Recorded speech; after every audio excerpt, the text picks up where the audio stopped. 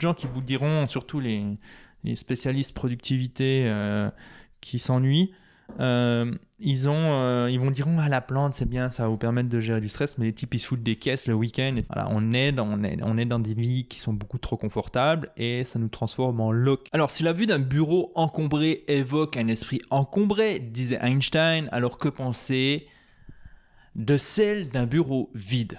Dans cette vidéo, on va faire un avant-après sur l'organisation de mon bureau. Il y aura mon avant, mon après en vidéo. En tout cas, le après, hein, parce que l'organisation actuelle, ce sera en vidéo. J'ai quelques photos de l'avant et je vais vous expliquer pourquoi j'ai changé de structure. Il y aura quelques conseils concrets pour optimiser votre espace de travail. Maintenant, on va commencer par un point ultra important, le contexte avant la discipline. C'est l'un des principes de l'organisologie, principe numéro 3.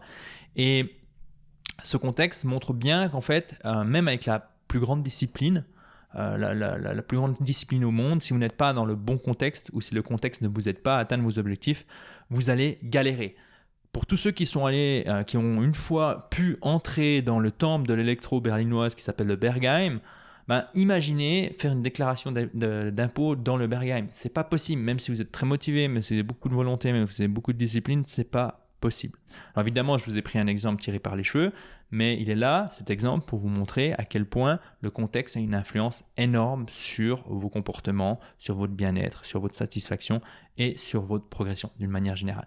Donc, si vous passez beaucoup de temps derrière un écran dans votre bureau, si vous avez la chance d'avoir votre bureau à vous, il y a vraiment un point qui est très très important, qui est de structurer votre espace de travail pour que celui serve vos intérêts. Voilà. La question à avoir n'est pas comment avoir plus de discipline, mais comment faire pour atteindre mes objectifs avec un minimum de discipline. Et là, le contexte est vraiment important. Donc, moi, le type de bureau que j'utilise, alors, quand j'étais un peu nomade digital, j'ai testé pas mal de bureaux différents. J'ai même bossé sur des frigos parce que ça me permettait de bosser debout. Ça, c'était un point qui revenait souvent. C'était pas toujours possible. Mais si aujourd'hui, vous ne bossez pas debout, je ne sais pas ce que vous faites, je vous recommande de vous intéresser au concept de la sédentarité. Voilà, on est dans des vies qui sont beaucoup trop confortables et ça nous transforme en loc. Donc, si vous ne travaillez pas debout, je vous invite vraiment à vous renseigner sur la sédentarité, les effets néfastes que ça a sur la santé. Certains disent que c'est tout autant néfaste que fumer, je ne sais pas si c'est vrai, mais ainsi, et même si on fait du sport en fait, faire 3 entraînements, 4 entraînements, 5 entraînements par semaine ne va pas contrebalancer, contrecarrer les effets négatifs de passer ces journées assises. Vous savez, moi là, je tourne mes vidéos debout, mais je travaille debout toute la journée. Et au début, c'était pas forcément facile. Et dans la suite de cette vidéo, je vous montre comment faciliter la transition. Donc moi, j'ai un bureau pour travailler debout et cette omnubilation, cette obsession de travailler debout m'a suivi à un point qu'à un moment donné, j'ai cherché à développer mon propre prototype pour travailler debout, un bureau pour travailler debout qui fait moins de 2 kg, qui tient dans un sac à dos. Mais bon, c'était plus une exploration et finalement, j'ai réalisé qu'il n'y avait pas beaucoup d'intérêt et que j'allais prochainement me poser et donc j'ai laissé tomber l'idée. Mais voilà. Donc, j'utilise un bureau Ikea avec une manivelle à la main parce que je ne veux pas rendre facile la possibilité de descendre. Hein. J'ai pas envie de presser sur un bouton et que ça descende. Donc, j'ai vraiment envie que si je dois descendre le bureau une fois, ça m'ennuie et que ce soit difficile. Donc, je rajoute de la friction. Position du bureau. Initialement, mon bureau il était à gauche de la fenêtre. Donc là, j'ai une fenêtre. Okay. Là, j'ai une fenêtre. J'ai une pièce qui fait à peu près 5 mètres de large sur 3 mètres, enfin 5 mètres de profondeur sur 3 mètres de large. Là, j'ai à peu près 1 mètre derrière moi, 1 mètre devant moi à peu près. Et il y a le bureau entre les deux. Okay. Donc 1 mètre d'espace devant le bureau, 1 mètre le bureau à peu près et 1 mètre derrière moi. Avant, j'étais à gauche, mais le problème, et ça je vais y venir plus tard, c'est qu'en termes d'espace, c'était pas mal. J'avais mon coin lecture ici, j'avais un autre bureau ici pour madame. Donc en termes d'espace, c'était logique, ça me permettait d'avoir pas mal de place vers ma bibliothèque. Mais par contre, le problème, c'était pour justement mettre en place le système pour tourner des vidéos, pour tourner des formations.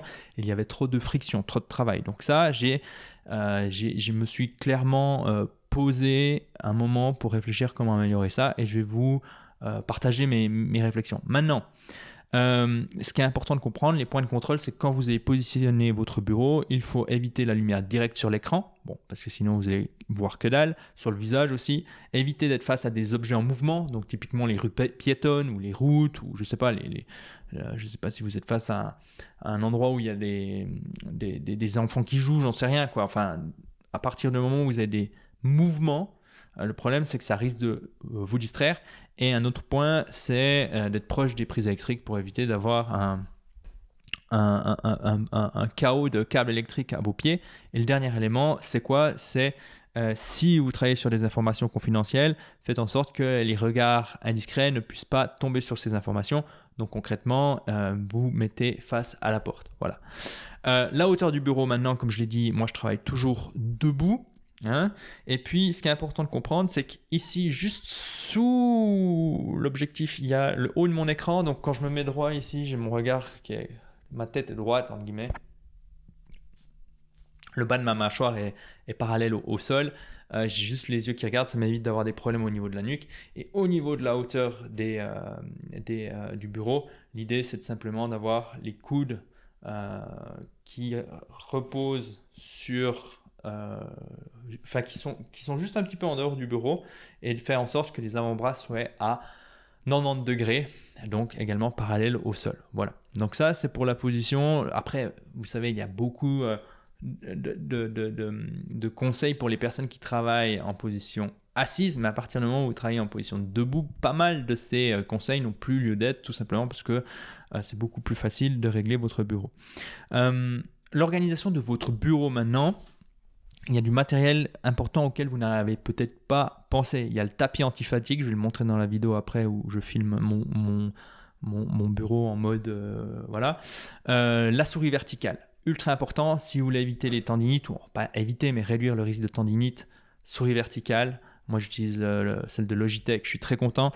Il y a ensuite le casque anti-bruit qui est rangé dans mon bureau, que je ne vais pas toujours utiliser et que j'utilise de moins en moins. Le but, c'est de dissocier le besoin. Enfin, le but, c'est de ne pas avoir besoin de musique pour travailler. Je vais utiliser la musique uniquement quand j'ai passé une mauvaise nuit, quand j'ai une tâche ennuyeuse à réaliser, etc. Mais je ne vais pas utiliser tout le temps la musique.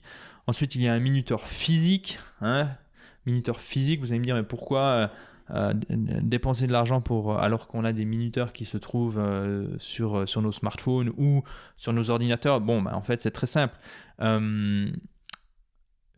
Moi, je pars du principe que chaque fois que je remonte le minuteur, en fait, il y a un truc pavlovien qui est en train de se passer et petit à petit, ce sera de plus en plus facile pour moi d'entrer dans un état de concentration profonde et ceci rapidement. Ça, c'est une hypothèse. Après, les recherches sont claires. Si vous avez un smartphone dans votre pièce, vos performances cognitives chutent. Simplement parce que un smartphone, quand c'est votre smartphone, vous avez une sorte d'attention. Vous savez, l'attention, il y a un terme, mais c'est un type d'attention comme celui qui vous captive lorsque vous entendez votre prénom. Ce type d'attention-là. Le terme m'échappe, mais en gros, vous avez toujours une partie de votre attention qui est dirigée vers votre smartphone. Donc même s'il est en mode avion, même s'il est en mode silencieux, c'est automatique, c'est inconscient et vous avez forcément ces ressources-là qui ne peuvent pas être utilisées pour d'autres tâches. Il y a des études qui ont été menées. Voilà, plus la proximité, plus vous êtes proche de votre smartphone, plus vos performances mentales chutent. Voilà. Puis ensuite, un petit meuble pour ranger des câbles et tout ce bordel. Ensuite, le tas de paperasse, parce qu'évidemment, il y a la paperasse. Vous savez, il y a un effet qui s'appelle l'effet millefeuille. L'effet millefeuille, c'est quoi? C'est qu'en fait, attendez, je l'ai écrit parce que tac. Voilà, l'effet millefeuille. Les moyens de communication se juxtaposent, c'est-à-dire que parce que quand WhatsApp est arrivé, ça n'a pas supprimé le besoin d'avoir des SMS. Quand Slack est arrivé ou Discord est arrivé, ça n'a pas enlevé le besoin d'avoir des emails. De la même manière, quand le mail est arrivé, cela n'a pas supprimé le courrier papier. Et donc, on a un effet millefeuille de moyens de communication. Et donc, même si vous numérisez votre vie, même si on est dans des sociétés qui disent prendre le tournant numérique, on a beaucoup de papier. Et donc, moi, comment je gère ma paperasse? C'est simple, il y a deux tas. Il y a un tas qui vient, juste là, c'est un tas que je vais scanner une fois par semaine et ensuite que je vais gérer de manière numérique. Et il y a un deuxième tas qui va directement dans la corbeille. Voilà. Et donc ensuite, tout le reste se passe sur les dossiers de Google Drive et puis mon cerveau numérique. Et ça me facilite grandement la vie. J'ai pas besoin j'ai pas de corbeille en fait ici. Voilà, j'ai pas de corbeille, j'ai pas d'échiqueteuse, j'ai pas ce genre de choses quoi. Et puis ensuite il y a une plante. Alors vous savez, il y a beaucoup de gens qui vous diront, surtout les spécialistes productivité qui s'ennuient. Ils vont dire la plante c'est bien, ça va vous permettre de gérer du stress, mais les types ils se foutent des caisses le week-end et puis ils dorment mal et puis il y a plein de choses qui sont bien plus importantes à optimiser. Donc oui, j'ai une plante, mais personnellement moi si j'ai besoin de déstresser, je vais arrêter de passer du temps derrière les écrans le soir, je vais arrêter de regarder les news, je vais sortir le matin, écouter les oiseaux chanter, je vais prendre des douches froides, ce genre de choses. Et évidemment je vais faire attention à mon sommeil. Et depuis 2019, le 15 décembre 2019, je bois plus. Donc ça aide pas mal. Donc encore une fois, c'est une question de priorité. Je veux dire, si vous optimisez, si vous avez besoin d'une plante pour déstresser, bon, oubliez. Mais c'est toujours sympa d'avoir une petite plante. Voilà. Moi, je lui parle de temps en temps à ma plante. Voilà. Donc maintenant, on va partir et je vais vous montrer à quoi ressemble maintenant mon bureau actuel. Voilà. Alors voilà, ça, on est sur une image que j'ai prise, qui a été prise pour le programme Imperturbable. Donc là, on voit que c'est mon bureau avant, organisation bureau. Avant, on voit que le bureau, bon, il est ce qu'il est, la petite plante, l'eau, machin, il y a 2-3 trucs qui sont bien, mais on voit ma souris ici. C'est encore une ancienne souris. Il y avait pas mal de bordel aussi sous le bureau. Et j'ai posé la question à aux participants du programme en fait. Et j'ai eu pas mal de retours. Et je me suis inspiré de ces retours pour justement adapter mon bureau. Maintenant, ce qui est important de comprendre, si on revient ici, c'est que chaque fois que je veux faire une vidéo, j'ai pas la place. C'est-à-dire que je peux pas faire une vidéo en utilisant mon écran pour lire mes notes. Et ça, c'était problématique. Et donc, on arrive sur un point qui est important. C'est qu'évidemment, votre bureau, il peut être bien placé en termes de position dans l'espace, mais il y a toujours de la friction. Et on arrive sur la question qu'il faut vous poser, c'est OK, à quoi doit me servir l'organisation de mon bureau? Et moi, en fait, chaque fois que je voulais faire une vidéo, comme je suis en train de la faire maintenant, je devais changer toute mon organisation. Je vous montre une photo maintenant qui s'affiche maintenant à l'écran. Voilà, je devais me déplacer au milieu de la pièce et c'était pas intéressant. Donc la question que je me suis posée, c'était comment réduire la friction pour tourner des programmes plus rapidement, pour tourner des vidéos plus rapidement et puis surtout pour m'aider de mon ordinateur plutôt que de m'ennuyer à tout devoir mémoriser par cœur. Et donc maintenant, ce qu'on va faire, c'est que je vais vous montrer à quoi ressemble mon écran. Alors hop, tac, enfin pas mon écran, mais simplement mon bureau. Alors maintenant, on va faire une petite visite du bureau après. Donc ici, là, c'est où se trouvait mon bureau avant. Vous avez vu une photo. Donc là, maintenant, il y a un petit endroit pour se poser, discuter, lire, etc. Et donc là, maintenant, je vais m'enlever de l'écran, me retirer un peu de l'écran et on voit le bureau actuel. Donc oui, en termes de place, c'est pas forcément plus malin dans le sens où le bureau est au milieu de la pièce et donc forcément, on perd un peu de la place. Par contre, en termes de friction et en termes de facilité à monter mon système, on voit les lampes, j'ai pas besoin de les déplacer. Et puis ici, si vous regardez juste derrière mon écran, là on voit qu'il y a le trépied pour poser l'appareil que je tiens maintenant dans la main. Et donc en fait, chaque fois que je veux faire une vidéo, qu'est-ce que je dois faire?